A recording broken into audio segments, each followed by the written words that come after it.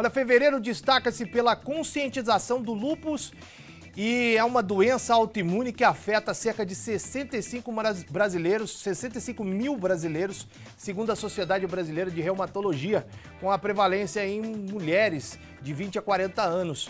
O LES, como é conhecido, né, pode comprometer gravemente órgãos vitais. Para falar sobre esse assunto, a gente tem a honra de receber o Dr. Adriano Nogueira, médico reumatologista e secretário de saúde de Varginha, para tirar as dúvidas aí de todo mundo e da gente que não sabe exatamente o que é o lúpus. Tudo bom, doutor? Satisfação em recebê-lo novamente aqui. Tudo bem, Cadu. Boa tarde. Muito obrigado aí pelo convite. É um mês muito importante, né? Porque tem lúpus e tem outras doenças, mas hoje a gente vai se dedicar aí ao mês da conscientização para o lúpus. O que é essa doença e tem vertentes dela? Sim. O mês de fevereiro é dedicado realmente às pessoas portadoras de lúpus.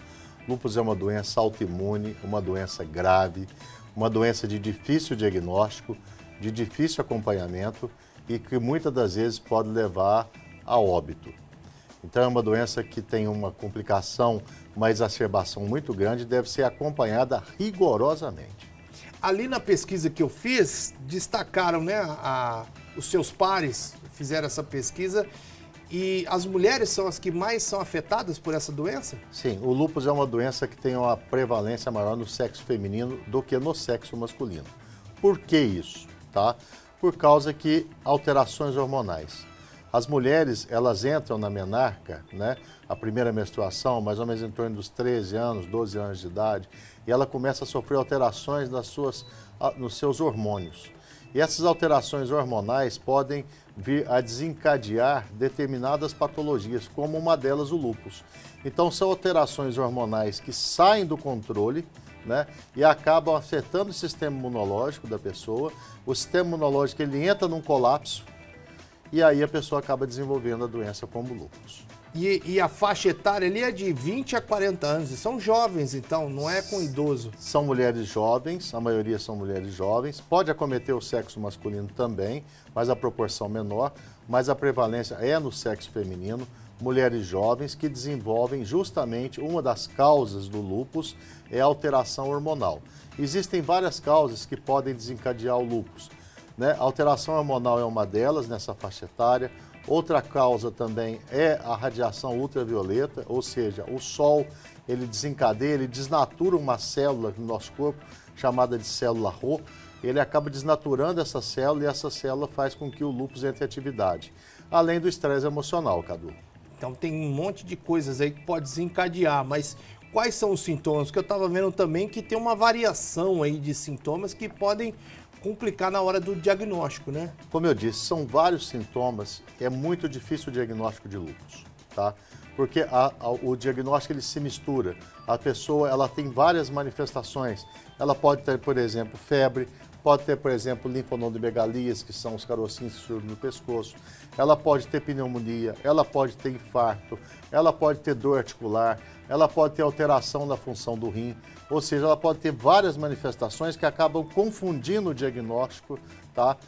E ter um diagnóstico preciso. Por isso é uma doença que tem que ser muito bem estudada, muito bem avaliada, tem que ter uma propedêutica, uma investigação bem aguçada para que você tenha o diagnóstico correto e o tratamento correto dessa pessoa. Tem algum exame específico que consegue identificar essa doença? Existem vários exames chamados de exames de autoanticorpos. São exames que nos auxiliam no diagnóstico, porque o diagnóstico de lúpus é um diagnóstico clínico laboratorial e de imagem também.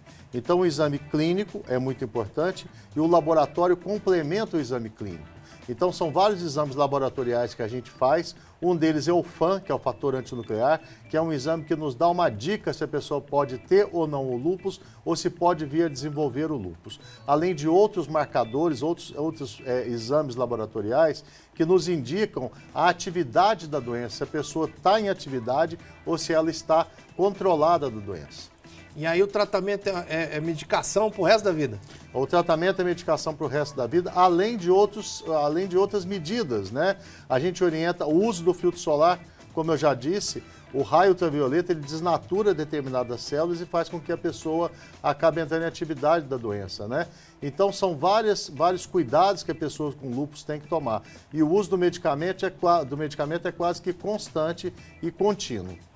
Tem alguma vacina, alguma coisa que a pessoa pode tomar aí para, não digo preventivo, mas talvez para amenizar essa doença?